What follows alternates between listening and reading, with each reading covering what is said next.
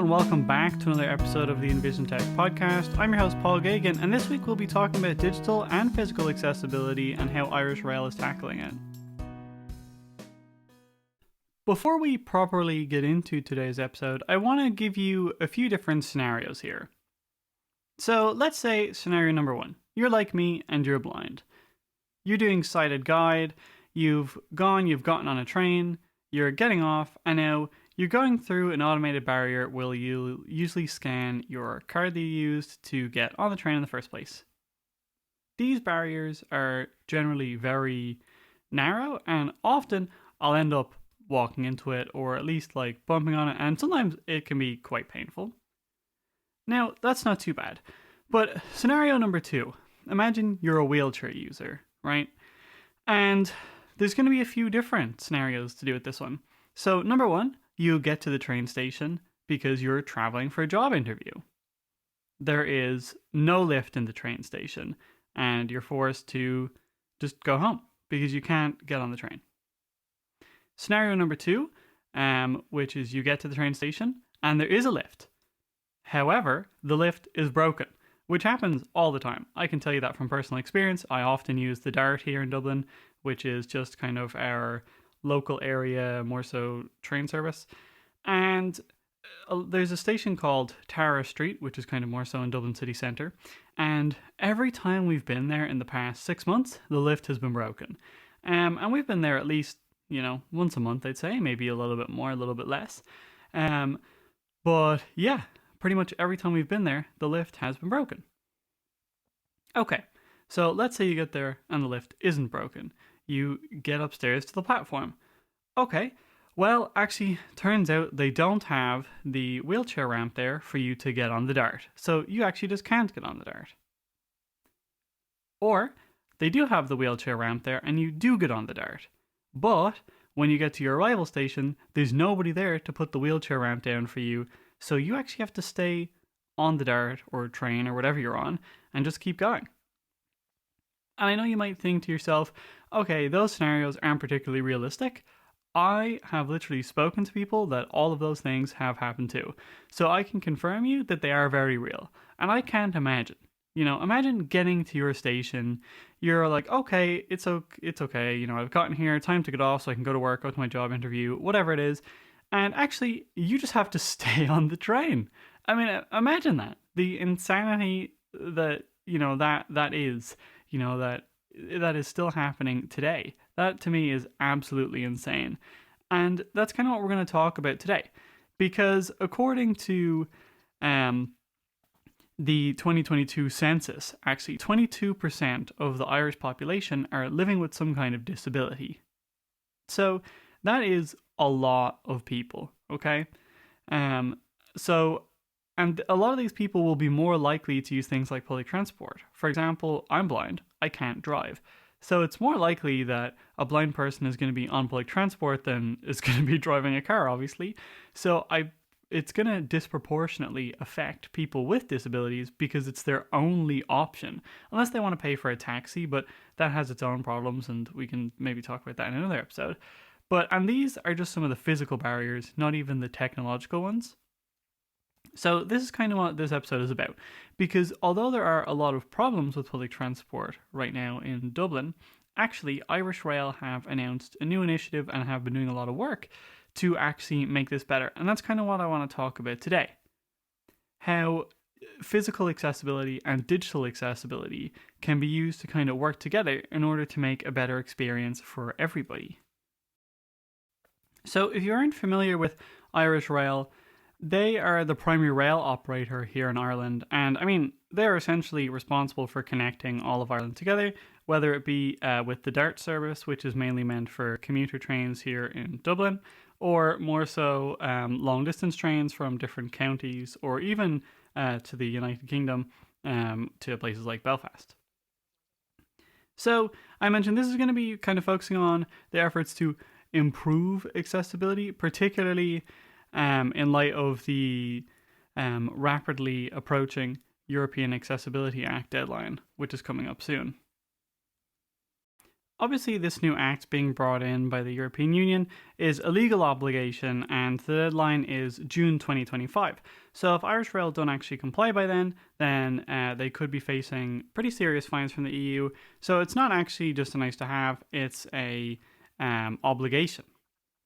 Public transport is actually a right.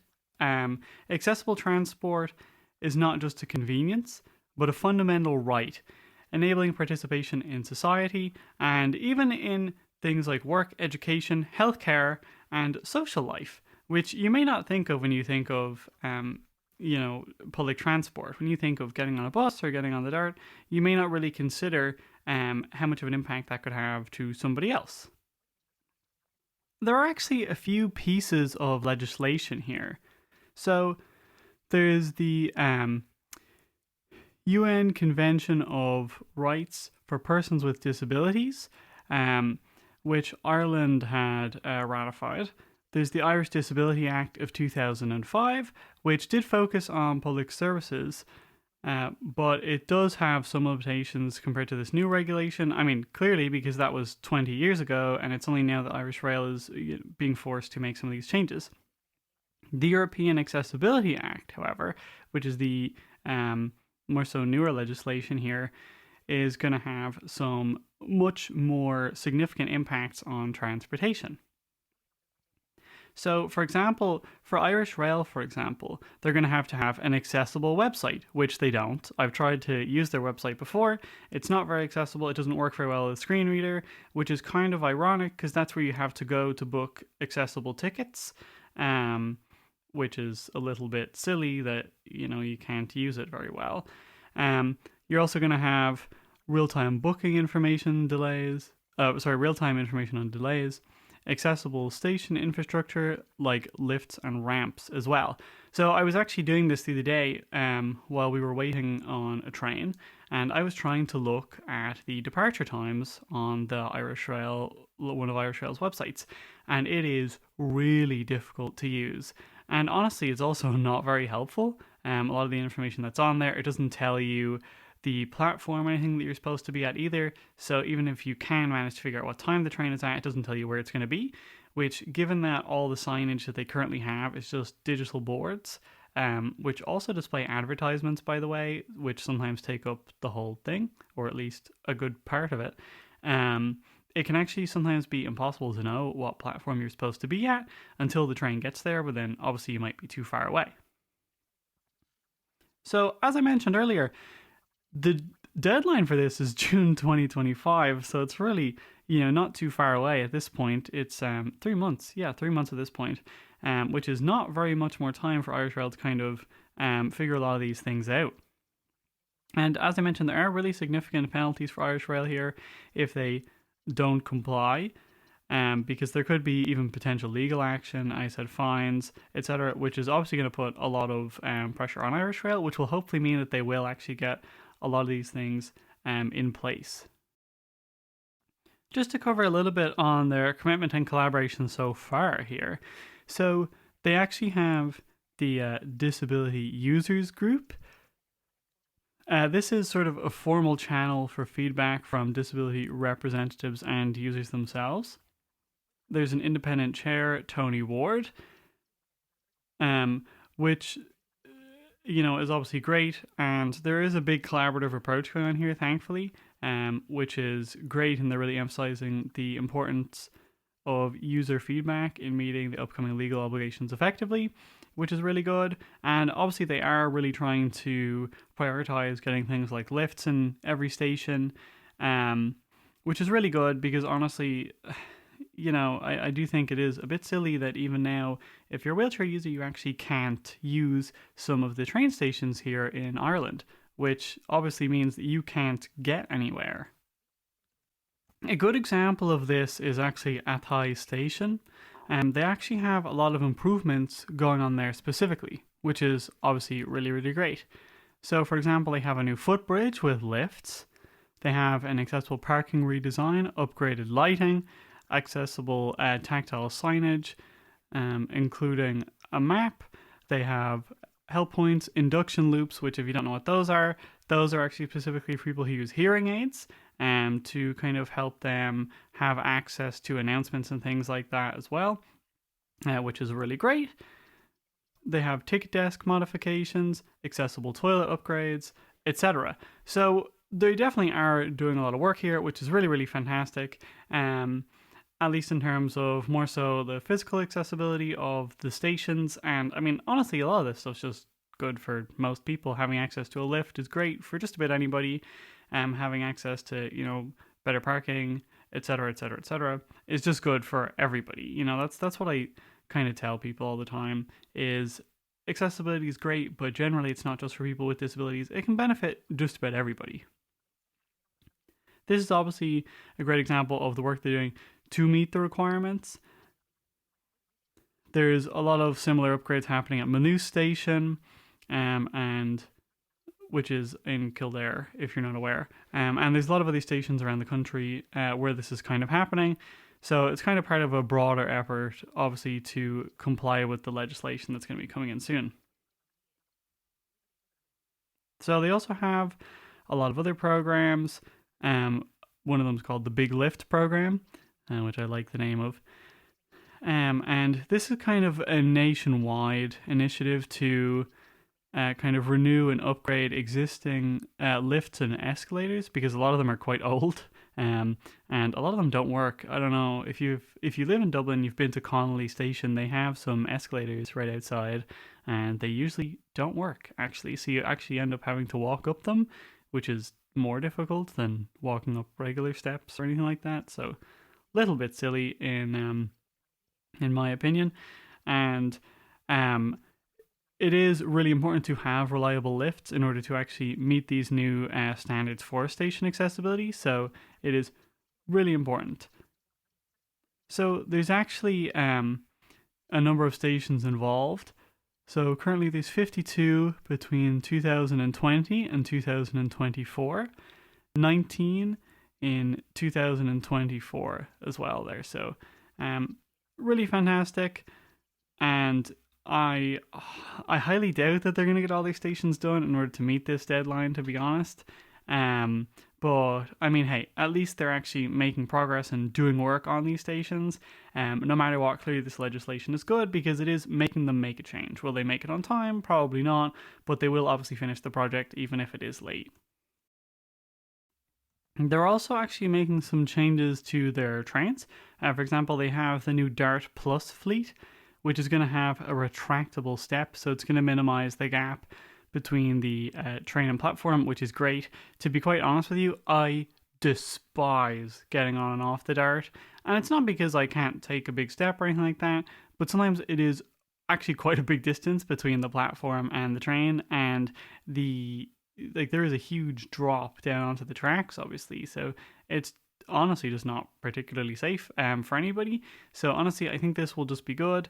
Obviously, it's good for people with disabilities as well, even more so. Obviously, this is also another really significant factor in meeting the kind of new regulations that are coming in place under like the kind of vehicle accessibility guidelines there as well.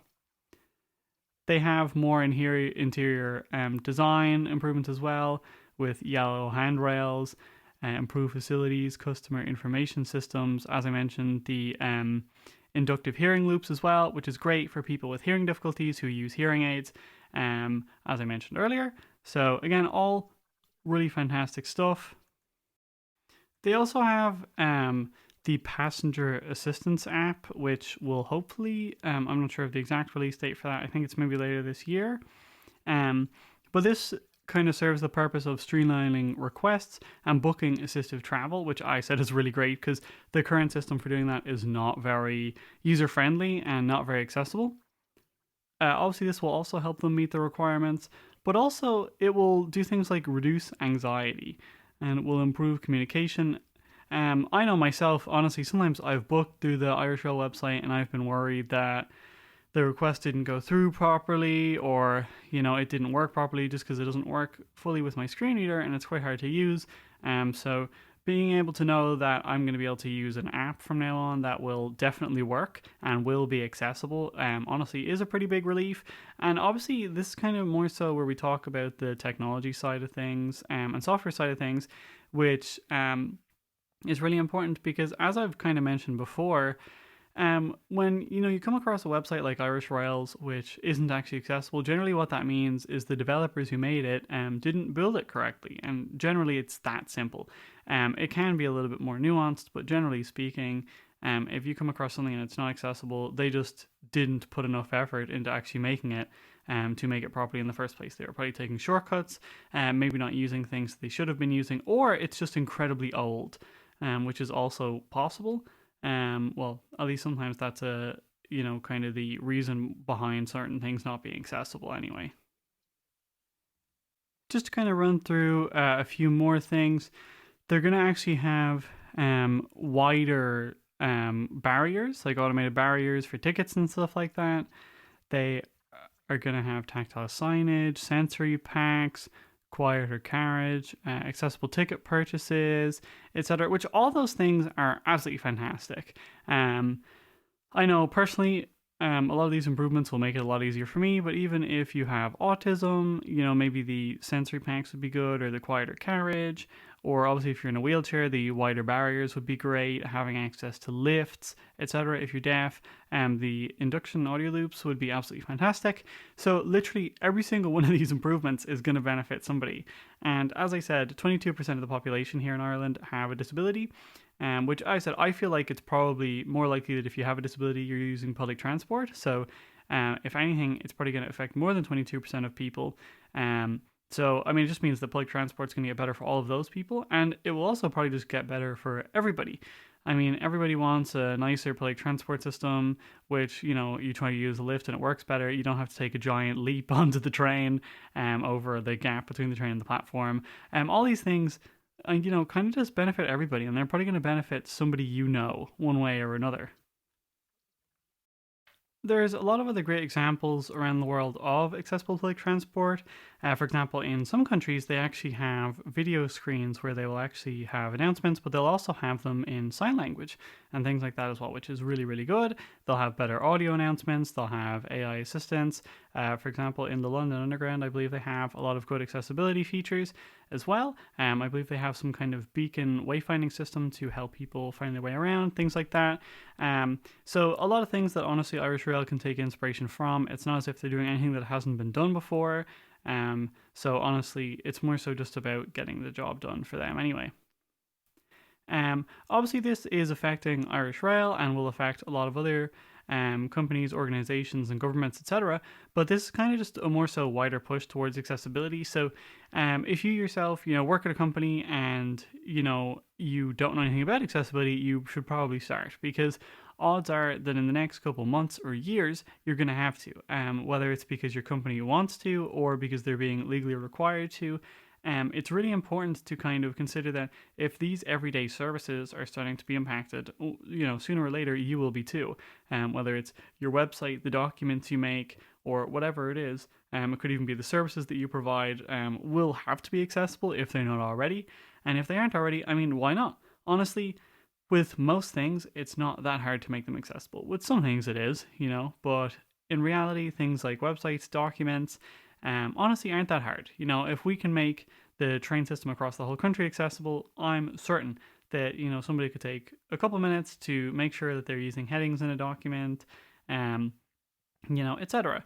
So, yeah, I mean, it's all kind of part of a bigger message and a bigger push from the EU, which is absolutely fantastic. And really great to see that they've kind of involved a lot of technological aspects here to make sure that not only are there, things like ramps and stuff in train stations, but there's actually a lot more sort of a technological approach by having things like accessible websites, accessible apps, which is just really, really good to see. Hopefully in this episode you've learned a little bit about accessibility, or even just about the new guidelines that are kind of coming in here across the EU. And also you have probably learned a bit about Irish Rail and what they're kind of doing to meet accessibility guidelines, or even the challenges that you might face as somebody who is disabled. So hopefully you've enjoyed the episode, and as always, this has been the Envisiontech podcast. I've been your host, Paul Gagan, and I will see you all next week.